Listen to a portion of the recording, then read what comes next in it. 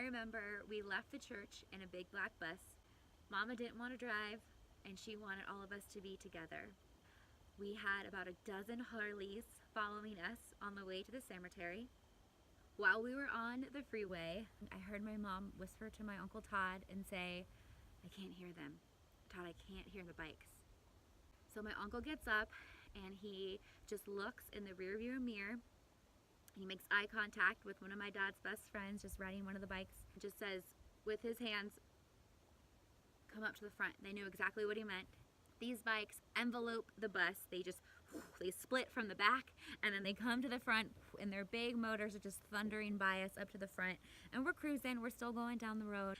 And then while they were up in the front, I don't know, some idiot tried to cut them off, and maybe they were trying to exit or something, but they didn't get the point that we were all together. And a couple of my dad's buddies were flipping them off and they were yelling and hollering, and that was Daddy's funeral, and that was 20 years ago. It's crazy the kind of things you remember about that kind of stuff. This is the top of our property where we grew up, and I just wanted to take this time to just open up my heart and share with you my history, where I came from.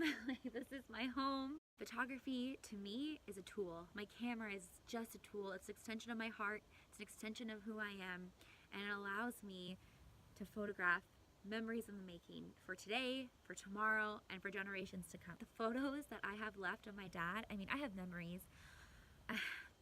My dad was so fun, and he was always the life of the party, and he always had cash on him, which was perfect for when we needed to go to the snack shack when we were at baseball games. He would always be the one to jump into the lakes and the rivers first to make sure it was deep and safe enough for us. He's just a lot of fun, and even though I was 10 when he passed, I do have a lot of memories of that, like really, really vivid memories. It doesn't seem that long ago, but we have photos, we have pictures.